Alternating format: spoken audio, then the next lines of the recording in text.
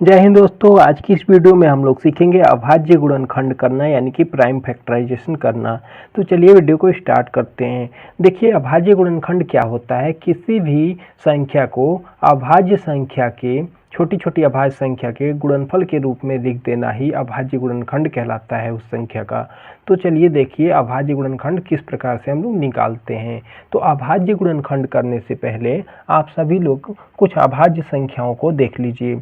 अभाज्य संख्याएं क्या होती हैं। तो अभाज्य संख्या देखिए, सबसे छोटी अभाज्य संख्या 2 होती है, उसके बाद 3, फिर 5, फिर 7, फिर 11, फिर 13, फिर 17। इस तरह से आपकी अभाज्य संख्याएं बहुत सारी होती हैं, अनंत तक होती हैं। ठीक है।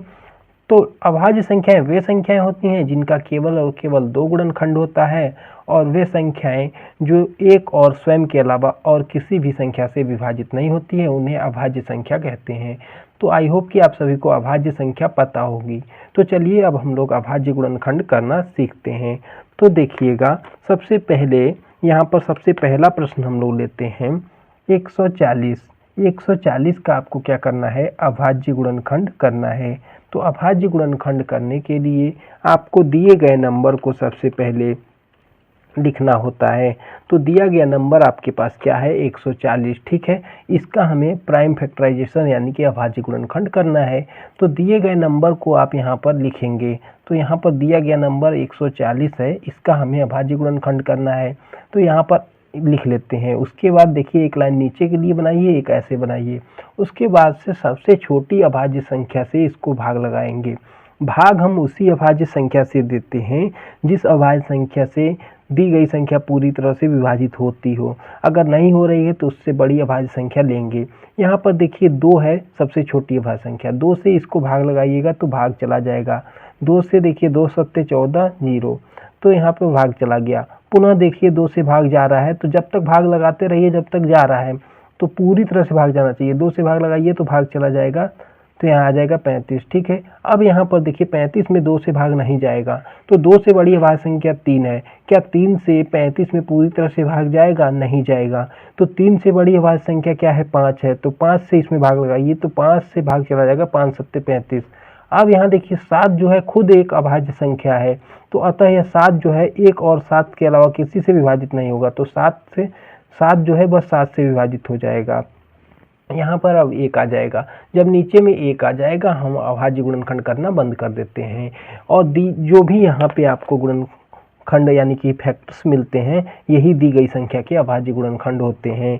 यहाँ पर दी गई संख्या आपके पास क्या है, 140। तो 140 का अभाज्य गुणनखंड यानी अभाज्य संख्या का छोटा छोटा अभाज्य संख्या का गुणा करके लिखिए। तो यह छोटी छोटी अभाज्य संख्याओं के रूप में 140 को हम लिख सकते हैं। यानी कि इन संख्याओं का आपस में गुणा करिएगा तो पुनः 140 जो है आपको प्राप्त हो जाएगा। तो यही 140 का प्राइम फैक्टराइजेशन यानी कि अभाज्य गुणनखंड निकल के आया है। तो इस तरह से आप लोग किसी भी संख्या का अभाज्य गुणनखंड कर सकते हैं।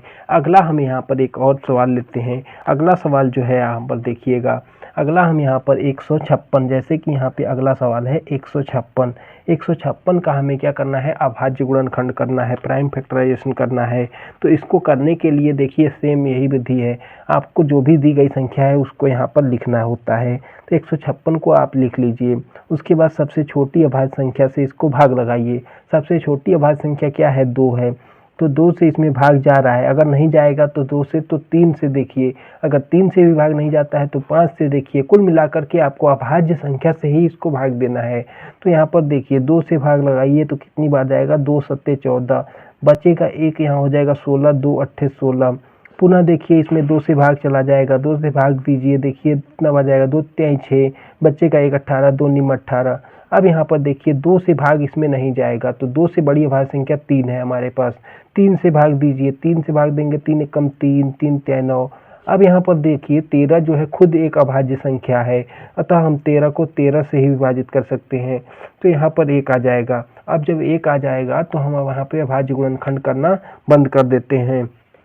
और जो भी इधर हमें फैक्टर्स यानी कि गुणनखंड मिलते हैं, यही दी गई संख्या के अभाज्य गुणनखंड होते हैं। यानी कि 156 के अभाज्य गुणनखंड जो होंगे 2 गुना 2 गुना 3 गुना 13 जो होगा, 156 का आपका अभाज्य गुणनखंड होगा। आशा करते हैं कि आप सभी को अभाज्य गुणनखंड करना समझ में आ गया होगा। अगर आप लोग को अभाज्य गुणनखंड करना समझ में आ गया है तो एक और हम एग्जाम्पल आपको देते हैं, इसका आप लोग अभाज्य गुणनखंड करके आंसर कमेंट बॉक्स में दीजिएगा। जैसे कि यहाँ पे तीसरा सवाल आप ले लीजिए। तीसरा सवाल है आपका 38 और 25, ठीक है। इसका आप लोग को अभाज्य गुणनखंड करना है।